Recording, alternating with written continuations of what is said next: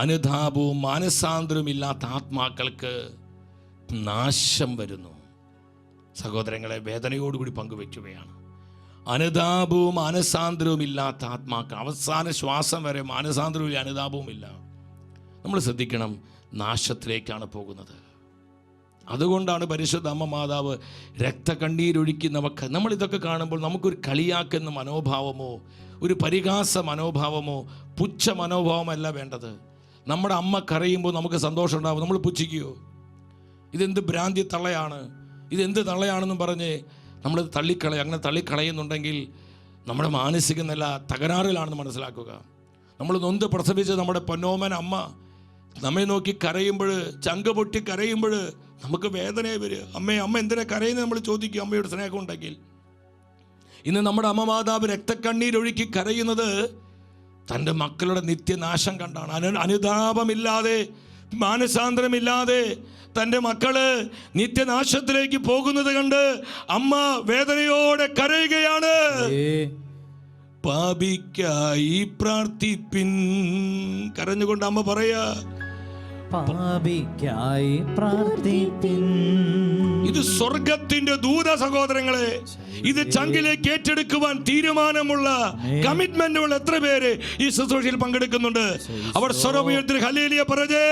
Hallelujah. സ്തുതിക്കുന്നു, സ്തുതിക്കുന്നു, ഓ സ്തുതിക്കുന്നു, സ്തുതിക്കുന്നു, സ്തുതിക്കുന്നു, സ്തുതിക്കുന്നു, സ്തുതിക്കുന്നു, സ്തുതിക്കുന്നു, ശക്തിയോടെ സ്തുതിക്കുന്നു, സ്തുതിക്കുന്നു. Glory, glory, glory. കർത്താവേ സ്തുതിക്കുന്നു, സ്തുതിക്കുന്നു. നമ്മുടെ കർത്താവ് പറഞ്ഞു ലൂക്കായുടെ സുവിശേഷം 13:5 എന്താണ് ഈശോ പഠിപ്പിച്ചത്? ഈശോയുടെ പ്രബോധന ഇത്, കർത്താവിൻ്റെ പ്രബോധനം. എന്താ ഈശോ പറഞ്ഞത്? അല്ല എന്ന് ഞാൻ പറയുന്നു, പശ്ചാത്തപിക്കുന്നില്ലെങ്കിൽ നിങ്ങളെല്ലാവരും അതുപോലെ നശിക്കും. അനുതാപമില്ലാത്ത മാനസാന്തരമില്ലാത്ത ആത്മാക്കൾക്ക് നാശം സംഭവിക്കും. അനുതാപവും മാനസാന്തരമില്ലാത്ത കുടുംബങ്ങൾ തകർച്ചയിൽ നിബന്ധിക്കും. അനുതാപവും മാനസാന്തരമില്ലാത്ത സമൂഹങ്ങൾക്ക് എന്ത് പറ്റും? അത് ക്ഷയിച്ചു വരും. അനുതാപമില്ലാത്ത സഭയ്ക്ക് എന്ത് സംഭവിക്കും? വലിയ ദുരിതങ്ങൾ വരും. സംശയിക്കേണ്ട സഹോദരങ്ങളെ, നമ്മുടെ കർത്താവിൻ്റെ വചനമാണിത്. വെളിപാട് പുസ്തകം 22-ാം അധ്യായം 13, 14, 15 വചനങ്ങൾ നിങ്ങൾ ശ്രദ്ധയോടെ വായിക്കണമേ. കർത്താവ് പറഞ്ഞു, ഞാൻ ആൽഫയും ഒമേഗയുമാണ്, ഒന്നാമനും ഒടുവിലെത്തവനും, ആദിയും അന്തവും. ജീവന്റെ വൃക്ഷത്തിനുമേൽ അവകാശം ലഭിക്കാനും കവാടങ്ങളിലൂടെ നഗരത്തിലേക്ക് സ്വർഗത്തിലേക്ക് പ്രവേശിക്കുവാനും തങ്ങളുടെ അങ്കികൾ കഴുകി ശുദ്ധിയാക്കുന്നവർ ഭാഗ്യവാന്മാർ. നായ്ക്കളും അനുതാപമില്ലാത്ത മാനസാന്തരമില്ലാത്ത ആത്മാക്കളെ കുറിച്ചാണ് പറയുന്നത്. നായ്ക്കളും മന്ത്രവാദികളും വ്യഭിചാരികളും കൊലപാതകികളും വിഗ്രഹാരാധകരും അസത്യത്തെ സ്നേഹിക്കുകയും അത് പ്രവർത്തിക്കുകയും ചെയ്യുന്ന സകലരും പുറത്ത്. അത് ദൈവം ആഗ്രഹിച്ചിട്ട് ചെയ്യുന്നതല്ല. ഞാൻ തന്നെ ഈ ശിക്ഷാവിധി ഞാൻ തന്നെ വരുത്തി വയ്ക്കുകയാണ്. അത് ഞാൻ തന്നെയാണ് തീരുമാനിക്കുന്നത്.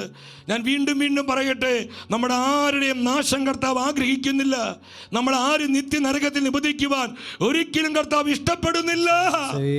കർത്താവിൻ്റെ ആഗ്രഹം എന്താ? നമ്മളെല്ലാവരുടെ നിത്യജീവനാണ്. ആരും നശിച്ചു പോകാതെ സകലരും നിത്യജീവൻ പ്രാപിക്കണമെന്ന് അവിടുന്ന് ആഗ്രഹിക്കുന്നു. പിന്നെ എന്തുകൊണ്ട് ഇങ്ങനെ സംഭവിക്കുന്നത്? ഞാൻ പറയുകയാണ്, എനിക്ക് നിത്യജീവൻ വേണ്ട, എനിക്ക് രക്ഷ വേണ്ട, ഞാൻ നരകത്തിൽ പോകാൻ റെഡിയാ. ഞാൻ കർത്താവിൻ്റെ രക്ഷയെ റിജക്റ്റ് ചെയ്യുമ്പോൾ അവിടെ ദൈവത്തിന് ഒന്നും ചെയ്യാൻ പറ്റത്തില്ല. ഞാൻ തന്നെയാണ് എൻ്റെ ശിക്ഷാവിധി തിരഞ്ഞെടുക്കുന്നത്. അല്ലാതെ ദൈവം എന്നെ തള്ളിവിടുകയല്ല ചെയ്യുന്നത്. ദൈവം എന്നെ അതിലേക്ക് നീ അങ്ങ് പോടാന്നും പറഞ്ഞൊരു സാഡിസ്റ്റിനെ പോലെ പ്രവർത്തിക്കുന്നവനല്ല നമ്മുടെ കർത്താവ്. അവൻ സ്നേഹിക്കുന്നവനാ, കരുതുള്ളവനാ. ഇത് മറക്കരുത്. അപ്പോൾ നമ്മൾ ഈ സത്യങ്ങളെ വളച്ചൊടിക്കരുത്. നമ്മൾ തന്നെയല്ലേ രക്ഷയെ അവഗണിക്കുന്നത്. കർത്താവിന് മുഖപക്ഷമില്ല, കർത്താവിന് മുഖനോട്ടമില്ല. കർത്താവിൻ്റെ പരിശുദ്ധിയിലും കർത്താവിൻ്റെ സ്നേഹത്തിലും ജീവിക്കുന്ന ഒരു ആത്മാവായി ഞാനും നീയും മാറുമ്പോൾ നമുക്ക് നിത്യജീവനാണ്. നമുക്ക് നിത്യജീവൻ ഉറപ്പാ സഹോദരങ്ങളെ. എനിക്കത് വേണ്ട. ഞാൻ നരകത്തിൻ്റെ സന്തതിയാണെന്നും പറഞ്ഞ് രക്ഷയെ അവഗണിച്ച് ഞാൻ ജീവിച്ചാൽ കർത്താവിന് ഒന്നും ചെയ്യാൻ സാധിക്കില്ല. അതുകൊണ്ട് സഭാപിതാവ് ഈ അഗസ്തീനോസ് പറഞ്ഞത്, നിന്റെ സമ്മതം കൂടാതെ നിന്നെ രക്ഷിച്ച നിന്റെ ദൈവത്തിന് നിന്റെ സമ്മതം കൂടാതെ നിന്നെ രക്ഷിക്കുവാൻ സാധിക്കുകയില്ല. അപ്പോൾ നമ്മുടെ ഫ്രീ വില്ല് വളരെ ഇമ്പോർട്ടൻ്റ് സഹോദരങ്ങളെ. ഞാനാണ് ഡിസൈഡ് ചെയ്യുന്നത് എനിക്ക് നരകം മതി, എനിക്ക് സ്വർഗം വേണ്ട, എനിക്ക് നരകം മതി. അവിടെ ദൈവം തോറ്റുപോവുകയാണ്. ഇത് മനസ്സിലാക്കിക്കൊണ്ട് വേണം ഈ വചനം വായിക്കാനായിട്ട്. അല്ലാതെ ഈ വടിയും പിടിച്ച് നരകത്തിലേക്ക് തള്ളിവിടാൻ ഇരിക്കുന്നൊരു ദൈവത്തെ പോലെ നമ്മൾ കർത്താവിനെ കാണരുത്. അതൊക്കെ നെഗറ്റീവായ ചിന്തകളാണ്. നമ്മൾ ഈ വചനത്തെ വളച്ചൊടിക്കുകയാണ്. ഈ യൂണിവേഴ്സലിസത്തിൻ്റെ പ്രചാരകരാണ് ഇത്തരത്തിൽ വ്യാഖ്യാനിച്ച് ഈ സത്യങ്ങളെ പലപ്പോഴും അധിക്ഷേപിക്കുന്നത്.